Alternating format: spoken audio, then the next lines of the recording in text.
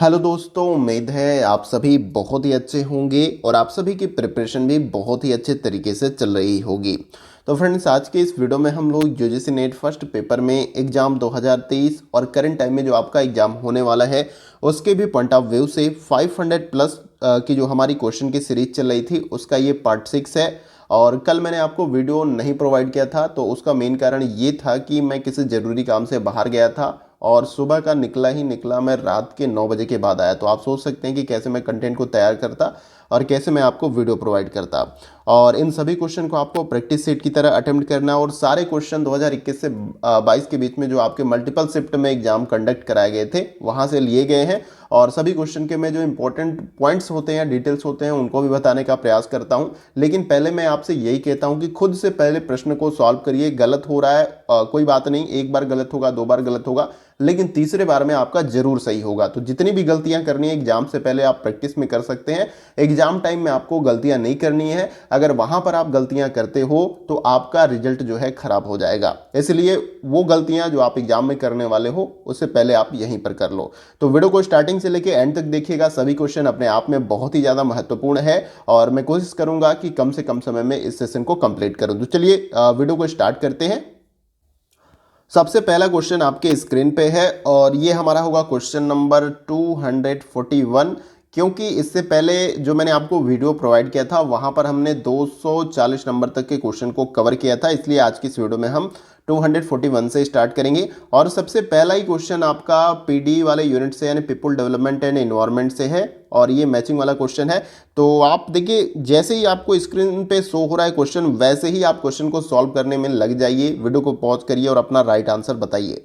अब यहाँ पर सब कुछ शो हो रहा है, आपको क्या मैच करना है, किसके साथ मैच करना है, नीचे कोड भी आपको दिया गया है। तो आप तेजी के साथ क्वेश्चन को सॉल्व करिए, इससे बहुत ही ज़्यादा आपको बेनिफिट मिलेगा।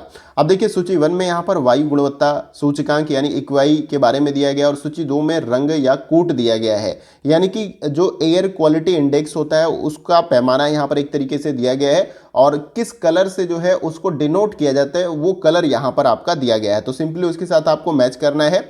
और इसके मामले में देश के अंदर एक खासा शहर है जो काफ़ी ज़्यादा चर्चा में रहता है, जैसे दिल्ली शहर जो इक्वाई लेवल को लेकर काफ़ी ज़्यादा चर्चा में बना रहता है कि वहाँ की एयर क्वालिटी काफ़ी ज़्यादा खराब हो चुकी है। अब देखिए यहाँ पर आप इसे मैच करिए और हम भी इसे मैच करते हैं। देखिए, सबसे पहले ए आपका दिया गया 0 से 50, तो 0 से 50 को किससे डिनोट किया जाता है? तो ये जो है आपका हरे से किया जाता है। हरे का मतलब ट्रैफिक रूल में आपको पता है ग्रीन सिग्नल है, यानी कि रास्ता आपका क्लियर है, आप जा सकते हो। तो इससे आप समझ सकते हैं कि अभी एयर की क्वालिटी बहुत ही अच्छी है, आप इस हवा में सांस ले सकते हो, आपको कोई भी दिक्कत वाली बात नहीं होने वाली अगर ग्रीन कलर पे आपका डिनोट करता है 0 से 50 के बीच में इक्वाई लेवल। और फिर उसके बाद से बी जो आपका दिया गया 101 से लेके 200, तो ये किसके साथ आपका मैच हो जाएगा? तो ये आपका पहले के साथ मैच हो जाएगा। पीले कलर से इसको डिनोट किया जाता है। तो इसका मतलब आप इस तरीके से इसको देख सकते हैं कि संतोषजनक है, बहुत ही क्योर या बहुत ही क्वालिटीफुल आपकी एयर नहीं है। जो यूथ है उनको तो दिक्कत नहीं महसूस होगी, लेकिन जो उम्र दराज है, जिनको स्वास्थ्य संबंधी प्रॉब्लम होती है, उनको थोड़ी बहुत दिक्कत अगर 101 से लेके 200 के बीच में इक्वाई है तो देखने को आपको मिल जाएगी, जिसको पीले रंग से डिनोट किया जाता है, ये आपको याद रखना है। फिर सी जो आपका दिया गया 201 से लेके 300 के बीच में, तो ये किसके साथ आपका मैच हो जाएगा? तो ये जो है आपका यहाँ पर चौथे के साथ आपका मैच हो जाएगा। ऑरेंज कलर से इसको इंडिकेट किया जाता है, मतलब एयर की क्वालिटी और भी पुअर हो चुकी है। अभी सांस लेने में जैसे उम्र दराज को लोगों को दिक्कत हो रही थी, लेकिन अब यहाँ पर हर एक वर्ग के लोगों को जो है इस एयर क्वालिटी से जो है काफ़ी ज़्यादा दिक्कत हो सकती है, क्योंकि ये काफ़ी ज़्यादा पुअर हो चुका है। इसमें कई सारी जो प्रदूषित गैसें हैं या और भी चीज़ें हैं वो घुल चुकी हैं, जो कि आपके सांस लेने में बहुत ज़्यादा दिक्कत उत्पन्न करती है। फिर उसके बाद से डी आपका दिया गया 301 से लेके 400, तो ये आपका दूसरे के साथ मैच हो जाएगा। लाल यानी कि खतरे की घंटी आपकी बज चुकी है। यहाँ पर ये क्वालिटी बहुत ही खतरनाक लेवल पे पहुँच चुकी है, जहाँ पर सांस लेना काफ़ी ज़्यादा प्रॉब्लमफुल हो जाएगा। तो यहाँ पर ये आपका रेड के साथ मैच हो जाएगा। तो सिंपली आपको ऐसे ही मैच करना था और जैसे हमने मैच किया उसके अकॉर्डिंग जो हमारा राइट आंसर हो जाएगा वो है आपका ऑप्शन नंबर बी। तो आप भी देख लेना, जैसे आपने मैच किया ऑप्शन बी अगर आपका राइट आंसर है तो ये आपका सही आंसर हो जाएगा। कुछ और महत्वपूर्ण बिंदु हैं इस क्वेश्चन से रिलेटेड, उसे भी आपको याद रखना है। जैसे कि इक्वाई की शुरुआत किसने की? एयर क्वालिटी इंडेक्स की। तो आपको याद रखना है कि एयर क्वालिटी इंडेक्स को केंद्रीय प्रदूषण नियंत्रण बोर्ड और पर्यावरण, वन और जलवायु परिवर्तन मंत्रालय ने जो है लॉन्च किया था। ऐसा नहीं कि दिल्ली में, ये हर भारत के किसी भी शहर में आप इसको इस पैमाने पे या एयर क्वालिटी इंडेक्स से क्वालिटी जो है एयर की मेजर कर सकते हैं। ठीक है, तो इसे आपको याद रखना है। तो याद रखना है आपको कि प्रदूषित हवा की गुणवत्ता को एक संख्या, नाम और रंग के आधार पर देखा और समझा जा सकता है। और देश में 8 प्रदूषण कारकों को जो है इसके अंतर्गत शामिल किया गया है। पीएम, देखिए पीएम का मतलब पार्टिकुलेटेड मैटर, यानी कि बहुत सूक्ष्म कण होते हैं, आपको ऐसे ही आंखों से नहीं दिखाई देंगे, उनको जब आप माइक्रोस्कोप से देखेंगे तो वो सारी चीजें दिखाई देंगी। ये आपके डस्ट पार्टिकल के बहुत छोटे कण होते हैं। फिर पीएम 2.5, NO2 यानी nitrogen dioxide, sulphur dioxide, CO2 carbon dioxide है आपका, O3 इसमें है, और NH3 है, और PB है। तो ये कुछ ऐसे आपके प्रदूषक हैं जो आपके इस एयर में जो है शामिल होते हैं, इनको ही चेक किया जाता है। तो उम्मीद करता हूं कि डिटेल्स आपको क्लियर हो गए होंगे। आइए अगला क्वेश्चन देखते हैं। अगला क्वेश्चन हमारा है क्वेश्चन नंबर 242, और ये क्वेश्चन आपका रिसर्च एप्टीट्यूड से यहाँ पर लिया गया है। और ये क्वेश्चन अभिकथन और कारण वाला है। अभिकथन और कारण को अच्छे से पढ़ना है और समझने के बाद आपको इन चारों विकल्पों में से अपना राइट आंसर कमेंट बॉक्स में देना है। तो वीडियो को पॉज करिए और उसके साथ ही साथ क्वेश्चन को सॉल्व करिए। देखिए यहाँ पर अभिकथन में क्या बोला जा रहा है। अभिकथन में बोला जा रहा है कि अनुसंधान शोध प्रबंध में बाह्य रूप एवं शैली का संदर्भन औपचारिक आवश्यकताएं हैं। कारणार्थ दिया गया कि औपचारिक आवश्यकताओं और उनके अनुपालन से मानकीकरण यानी कि स्टैंडर्डाइजेशन की बात की जा रही है और वस्तुनिष्ठता के संवर्धन में सहायता मिलती है। अब आपको समझना है, उसके बाद से आपको ऑप्शन A, B, C और D में से अपना राइट आंसर कमेंट बॉक्स में बताने का प्रयास करना है।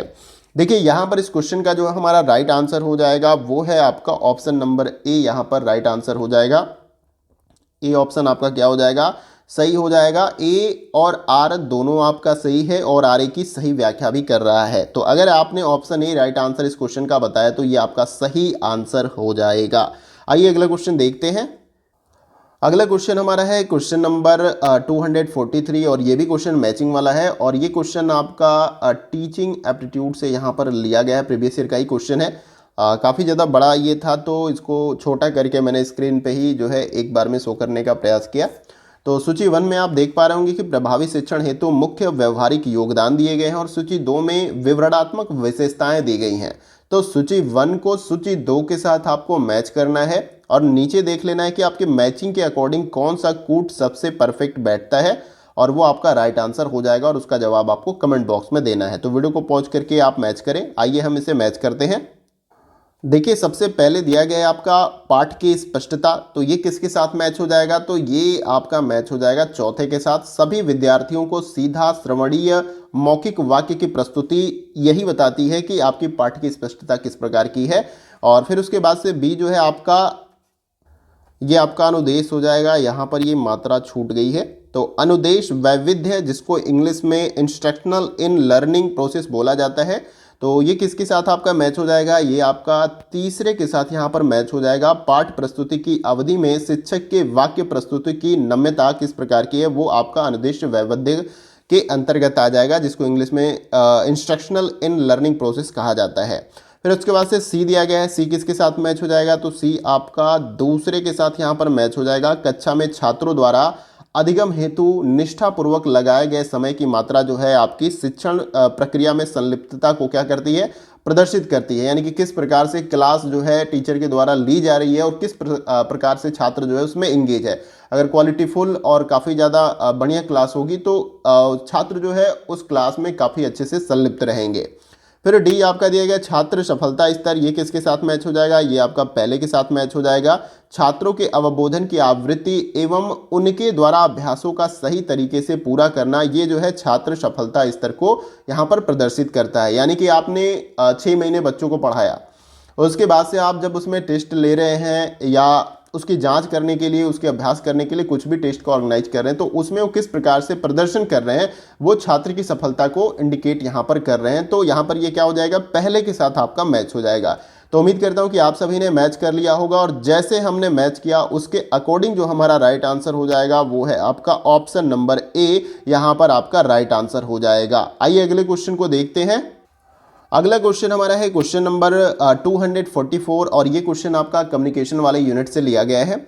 और देखिए इसमें पूछा क्या जा रहा है कि जब संवादी का व्यवहार स्वयं के प्रति सकारात्मक एवं अन्य के प्रति नकारात्मक हो तो उसे क्या कहते हैं। ये आपको इन चारों विकल्पों में से बताने का प्रयास करना है। पहला ऑप्शन दिया गया आत्मविश्वासी होता है, बी ऑप्शन दिया गया आत्मविश्वास एवं प्रामाणिकता के अभाव इसमें होता है, और सी दिया गया सेल्फ कॉन्शियस यानी कि अभिमानी होता है, और डी दिया गया है विश्वासहीन एवं आशावाद रहित संवाद होता है। तो इन चारों में से आपको अपना राइट आंसर बताना है। काफ़ी अच्छा क्वेश्चन है।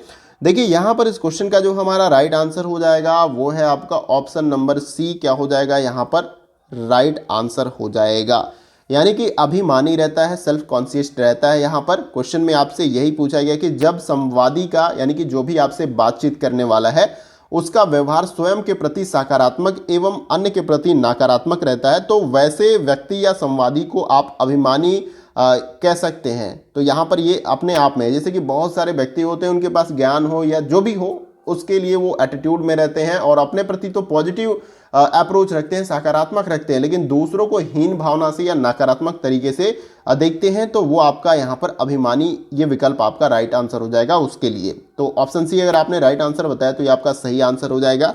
आइए अगला क्वेश्चन देखते हैं।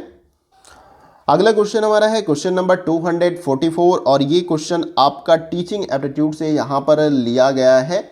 और देखिए इसमें पूछा क्या जा रहा है कि शिक्षण के किस स्तर पर संबंधों पर दृष्टिपात को उद्देश्य के रूप में प्रोन्नत किया जाता है। ये आपको इन चारों विकल्पों में से बताना है। शिक्षण के स्तर के बारे में मैंने आपको बता रखा है, डिटेल में इसके बारे में बहुत कुछ जानकारी भी दी है। उम्मीद है कि आप इसका राइट आंसर कमेंट बॉक्स में जरूर बताएंगे। पहला जो यहाँ पर दिया गया ऑप्शन स्मृति स्तर, दूसरा ऑप्शन है अंडरस्टैंडिंग लेवल, सी ऑप्शन है आपका रिफ्लेक्टिव लेवल, और डी ऑप्शन दिया गया यहाँ पर स्वायत्त विकास स्तर। तो इन चारों में से राइट आंसर आपको बताना है।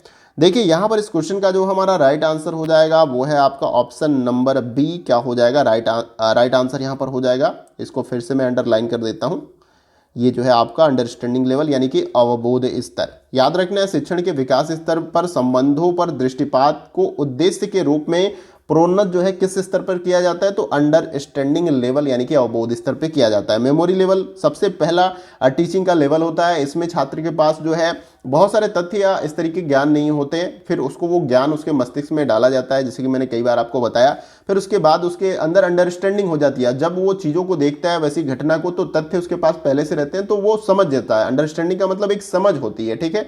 तो ये आपका दूसरा लेवल हो जाता है। तीसरा लेवल जहां पर उसके बारे में वो चिंतन करने लगता है, यानी विमर्श स्तर का जो है ये टीचिंग का लेवल जो है तीसरे लेवल। 3 लेवल पे आपकी टीचिंग होती है। तो उम्मीद करता हूं कि क्लियर हो रहा होगा। आइए अगला क्वेश्चन देखते हैं।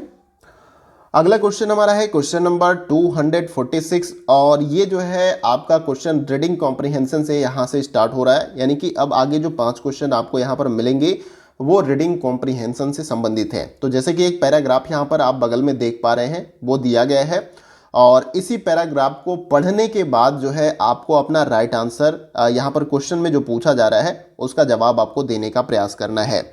और ये पैराग्राफ या ये जो रीडिंग कॉम्प्रिहेंशन का क्वेश्चन है इसको मैंने प्रीवियस ईयर से ही लिया है। 2021 में जो आपका एग्जाम हुआ था उसी टाइम से ये क्वेश्चन आपका यहाँ पर लिया गया है।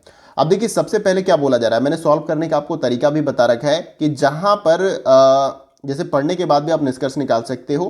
क्वेश्चन से जुड़ी बातें हो रही हैं, डायरेक्ट हो या इनडायरेक्ट। डायरेक्ट तो बहुत कम ही चांस होता है गद्यांश में कि जैसे पूछा आपसे वैसे डायरेक्ट कोई 2 लाइन दी गई है और आपका राइट आंसर वो बन जाए, क्योंकि आप बड़े लेवल के बच्चे हैं। ऐसा होता है छोटी कक्षाओं में जब ऐसे क्वेश्चन दिए जाते हैं पैराग्राफ वाले तो वहां पर डायरेक्ट आंसर आपको मेंशन रहता है, पूरी लाइन से ही वैसे ही आंसर को पुट कर दिया जाता है क्वेश्चन में। लेकिन जब बड़े बच्चे हैं आप लोग तो वहां पर आपको अपनी तर्क क्षमता का भी इस्तेमाल करना है। तो डायरेक्ट नहीं इनडायरेक्टली आपको शब्दों में आंसर छुपा रहेगा और अपना राइट आंसर आपको फाइंड करना होता है। तो उम्मीद करता हूं कि आपको समझ में आ गया कैसे क्वेश्चन को सॉल्व करना है, पहले भी आपने सॉल्व किया है। अब देखिए यहां पर सबसे पहले क्या बोला जा रहा है इस क्वेश्चन में कि गद्यांश का लेखक किसका समर्थन यहां पर करता है, यानी कि ये जो गद्यांश लिखा गया है जिस लेखक के द्वारा वो किसका समर्थन कर रहा है उसके संदर्भ में कुछ स्टेटमेंट सामने आप देख पा रहे हैं दिया गया है। और आप पढ़ोगे तो आपको समझ में आ जाएगा कि इस पूरे गद्यांश में किसका समर्थन लेखक के द्वारा किया जा रहा है। और उम्मीद है कि आप आंसर भी अच्छे से दे पाओ। तो सही उत्तर का चयन आपको यहाँ पर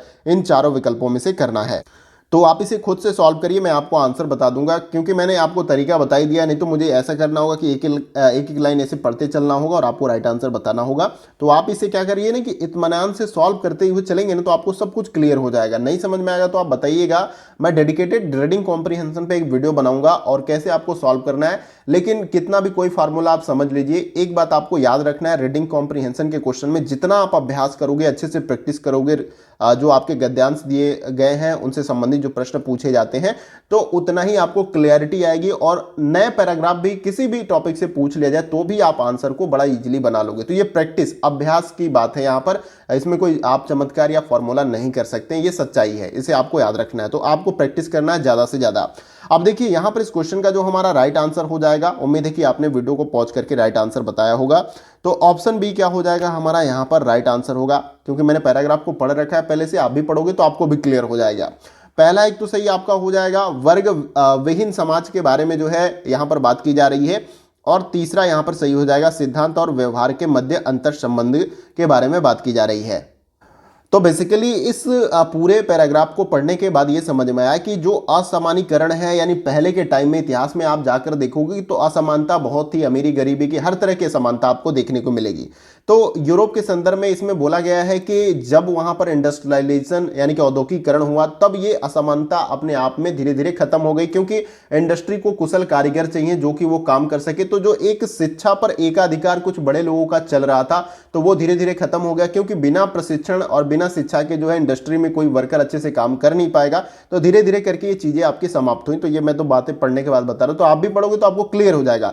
तो यहां पर वर्ग विहीन समाज के बारे में बात की जा रही है, और उसके साथ ही साथ सिद्धांत और व्यवहार के मध्य अंतर संबंध किस प्रकार से, उसके बारे में बात की जाए। तो गद्यांश का लेखक जो है किसका समर्थन करता है, वर्ग विहीन समाज का, सिद्धांत और व्यवहार के मध्य अंतर संबंधिता का। तो यहां पर ऑप्शन बी हमारा यहां इस क्वेश्चन का राइट आंसर हो जाएगा।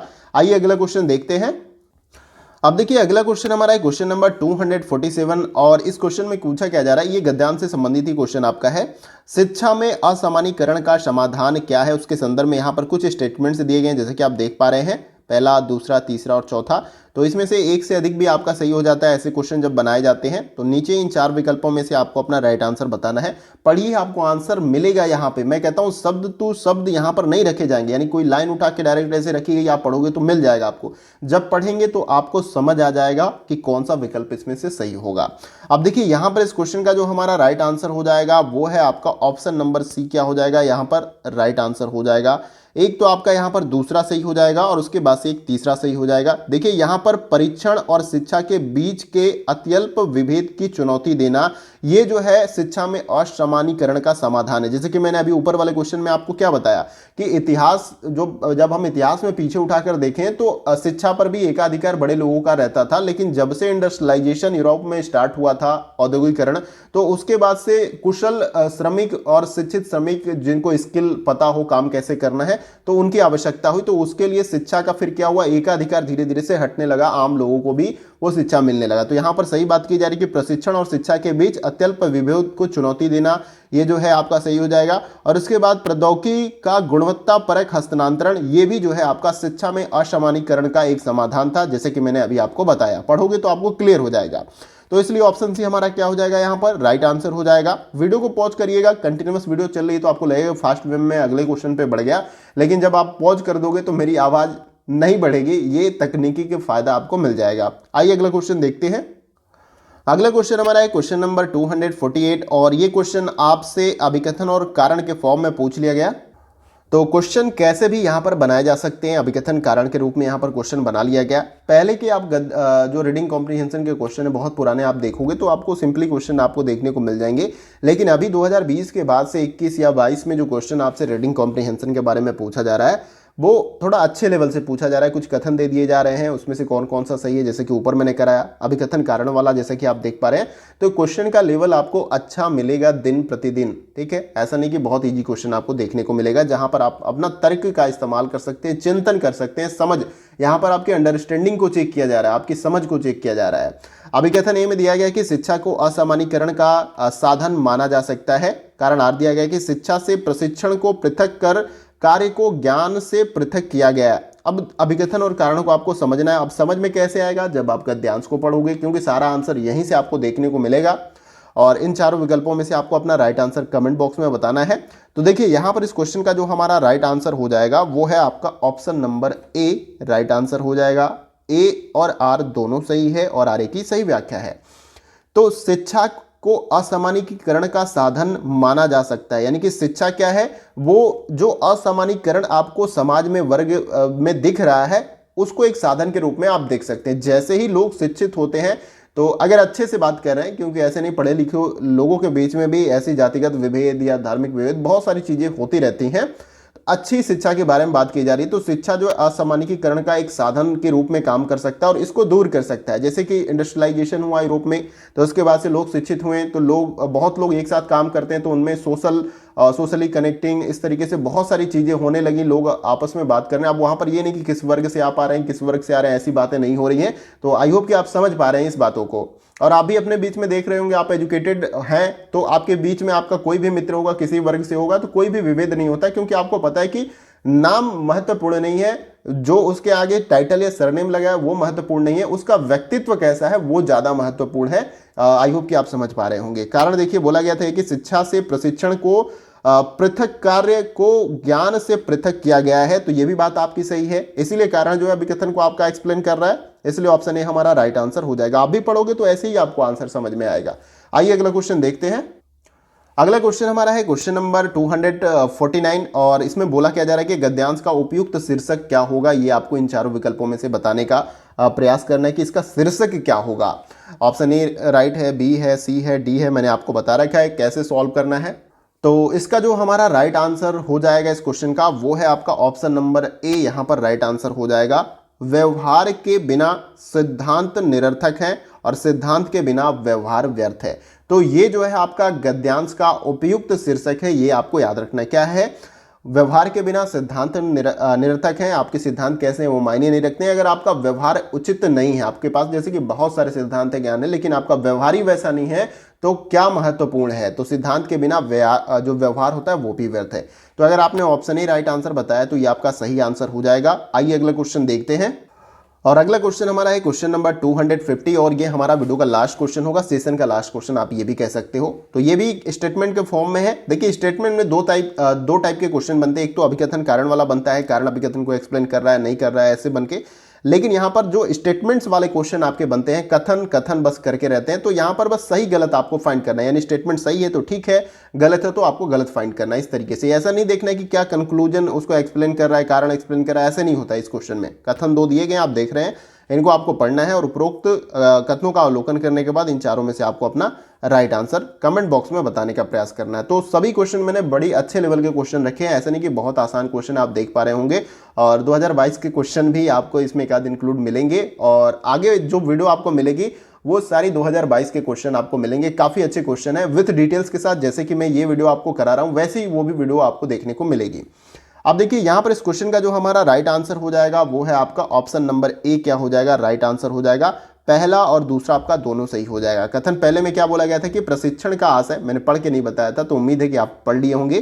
प्रशिक्षण का आशय श्रमिक के कौशल और शिल्प कह लीजिए शिल्प के रहस्यों को उन लोगों को हस्तांतरित करना है जिनके पास इसका अभाव है। यानी प्रशिक्षण जो आपकी ट्रेनिंग होती है उसी की बात की जा रही है ना। प्रशिक्षण आप किनको देते हैं? जिन व्यक्ति को उस कौशल, जिस कौशल में आप प्रशिक्षण दे रहे हैं, चाहे कंप्यूटर का प्रशिक्षण आप किसी व्यक्ति को दे रहे हैं, तो कंप्यूटर का ज्ञान किसी व्यक्ति को अगर नहीं होगा तो उन्हीं को तो आप प्रशिक्षण दोगे, कि जिनको पहले से आप पता है तो उनको आप प्रशिक्षण दोगे नहीं। तो ये बात तो अपने आप में सही है जो कि यहाँ पर बोला जा रहा है। और कथन दूसरे में ये बोला गया कि शिक्षा का आशय सामाजिक प्रथा के प्रतिकृत सामाजिकरण को उन लोगों को हस्तांतरित करना है जिनके पास इसका अभाव है। यानी शिक्षा का आशय क्या है? जिन व्यक्ति के पास एकाधिकार था वो तो ठीक है, वो तो एजुकेटेड थे ही, लेकिन जिनके पास नहीं था, जो वर्गविहीन लोग थे, उन तक जो है शिक्षा का हस्तांतरण करना जो है यहाँ पर आपका हो जाएगा। जो कि यहाँ पर बोला जा रहा है कि लोगों तक हस्तांतरित करना जिनके पास इसका अभाव है। तो कथन पहला और कथन दूसरा दोनों सही हो जाएगा, इसलिए ऑप्शन ए हमारा यहाँ पर राइट आंसर हो जाएगा। और ये सेशन आपका यहाँ पर कंप्लीट होता है। उम्मीद है कि वीडियो आपके लिए काफ़ी ज़्यादा इंटरेस्टिंग रही होगी और आपको अच्छे से समझ में आया होगा जो भी मैंने क्वेश्चन से जुड़े इंपॉर्टेंट पॉइंट्स बताए। तो वीडियो का सेशन कैसा रहा आप जो है मुझे कमेंट बॉक्स में लिखकर जरूर बताइएगा। वीडियो अच्छा लगे तो लाइक जरूर करिएगा, आपका लाइक हमारा उत्साहवर्धन करता है। और शेयर करिएगा जरूरतमंद दोस्तों के साथ ताकि उनको भी हेल्प मिल सके। और सपोर्ट तो जरूर करिएगा क्योंकि काफ़ी ज़्यादा एफर्ट लगता है कंटेंट को तैयार करने में। और आपको और भी जो मैथ वाले आपने बोले थे क्वेश्चन मुझे कमेंट बॉक्स में, मैथ हो गया और डीआई के क्वेश्चन वो टाइप हो चुके हैं और उन पर भी वीडियो आपको मिलेगा। तो ऐसा कोई भी यूनिट आपका नहीं बचेगा जिससे मैं आपको क्वेश्चन नहीं करा रहा। तो वीडियो को लाइक और शेयर जरूर करिएगा और चैनल पे अगर आप नए हैं तो चैनल को सब्सक्राइब करके बेल आइकन को आप जरूर प्रेस कर लीजिएगा न्यू वीडियो की नोटिफिकेशन को पाने के लिए। और एग्जाम रिलेटेड अगर आप डेट के बारे में भी आप देखते हो ऐसे सफरिंग करते रहते हो यूट्यूब पे कि कहीं से कुछ जानकारी मिल जाए, लेकिन बहुत सारी जानकारियां वहां पर आपके ऑथेंटिक नहीं होती हैं। तो हम ऑथेंटिक वे में आपको जानकारी प्रोवाइड करते हैं, चाहे हायर एजुकेशन से रिलेटेड हो या एग्जाम रिलेटेड हो। तो एक बात ये भी आप समझ लीजिए कि पहली बार अगर आप चैनल पे आ रहे हैं तो अगर इसको ज्वाइन आप करते हो तो निश्चित रूप से कुछ न कुछ आपके लाइफ में इंक्रीजमेंट देखने को मिलेगी, यानी आपको फायदा ही मिलेगा। तो चैनल को आप सब्सक्राइब करके बेल आइकन को जरूर प्रेस कर लीजिएगा। तो दोस्तों आज की वीडियो में बस इतना ही, फिर मिलते हैं अगले वीडियो में कुछ और इंपॉर्टेंट क्वेश्चन के साथ। तब तक के लिए जय हिंद, जय भारत।